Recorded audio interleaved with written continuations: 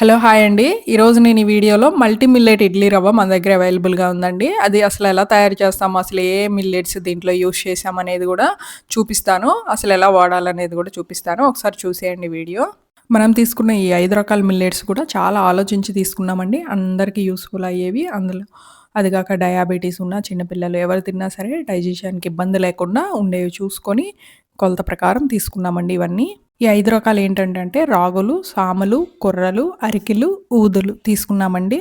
మామూలు ఇడ్లీతో పోలిస్తే మనకి మిల్లెట్ ఇడ్లీ చాలా హెల్త్ బెనిఫిట్స్ ఎక్కువండి. దీంట్లో కాల్షియము, ప్రోటీన్, ఫైబర్ అలాగే ఐరన్ డే అంతా ఎనర్జిటిక్‌గా ఉంటుంది. ఇది ఎవరైనా తీసుకోవచ్చండి. డయాబెటీస్ ఉన్నవాళ్ళైనా, చిన్నపిల్లలైనా ఎవరైనా తినొచ్చు ఈ ఇడ్లీ.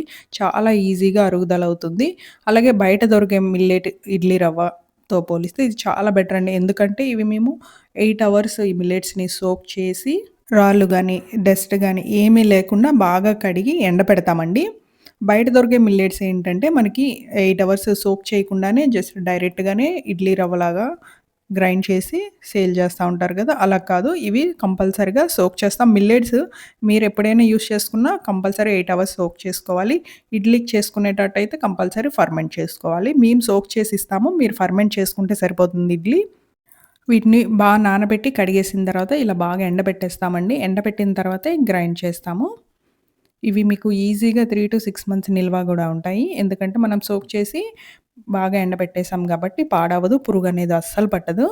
ఈ రవ్వతో ఒక్క ఇడ్లీయే గాదండి, చాలా రెసిపీస్ చేసుకోవచ్చు. మీకు ఈ వీడియోలో అయితే నేను ఇడ్లీ చూపిస్తాను. మీకింకా రెసిపీస్ కావాలి అనుకుంటే నాకు కమెంట్ చేయండి. నేను చూపిస్తాను. మీరు దీంతో ఉప్మా చేసుకోవచ్చు, పొంగల్ చేసుకోవచ్చు. ఇలా రకరకాలుగా రెసిపీస్ ట్రై చేయొచ్చండి. ఇప్పుడు ఇడ్లీ రెసిపీ చూసేయండి. ఒక కప్పు మినపగుళ్ళు తీసుకొని ఒక 4-5 గంటల సేపు నానబెట్టుకోవాలండి. అవి నానిన తర్వాత ఇంకొక గిన్నె తీసుకొని ఒక కప్పు మినపగుళ్ళుకి 3 కప్పులు మన మల్టీ మిల్లెట్ ఇడ్లీ రవ్వ వేసుకోవాలి. ఇప్పుడు ఈ ఇడ్లీ రవ్వలో వాటర్ వేసుకొని పక్కనుంచుకోండి. జస్ట్ ఒక 5 మినిట్స్ ఇవి నానితే సరిపోతుంది. మనం డైరెక్ట్‌గా గూడా ఈ రవ్వని రుబ్బులో వేసేసుకోవచ్చు. కాకపోతే ఏంటంటే ఇది వాటర్ ఎక్కువ అబ్జర్వ్ చేసుకుంటుందండి మిల్లెట్స్. అందుకనే జస్ట్ ఒక 5 మినిట్స్ వాటర్‌లో వేసుకొని ఉంచుకుంటే సరిపోతుంది. కడగాల్సిన అవసరం లేదండి. ఎందుకంటే మేము ఆల్రెడీ కడిగేసాం కాబట్టి శుభ్రంగా మరి అవసరం లేదు. ఒకవేళ మీరు కావాలంటే కడగండి గానీ లేదంటే అవసరం లేదసలు. ఇందులోకి మినపగుళ్ళు మెత్తగా గ్రైండ్ చేసుకొని తీసుకోండి. మిక్సీ అయినా పర్లేదు, లేదంటే గ్రైండర్‌లో అయినా గ్రైండ్ చేసుకొని తీసుకున్నా పర్లేదు. నేనైతే మిక్సీకే వేశానండి. చూపిస్తాను మిక్సీకొచ్చిన చేసిన ఇడ్లీలు ఎలా ఉన్నాయనేది. ఇప్పుడు మనం రవ్వ వాటర్‌లో వేసి ఉంచాం గదా! అది గట్టిగా పిండి వేసేసుకోండి. 8 అవర్స్ ఫర్మెంట్ చేసుకోండి. ఫర్మెంట్ అయ్యి ఉంటుంది గదా! ఇప్పుడు ఇడ్లీలు వేసేసుకోవడమే. మనకి 3 మినిట్సే కదా టైమ్ లిమిట్. నెక్స్ట్ వీడియోలో చూపిస్తానండి. బాయ్.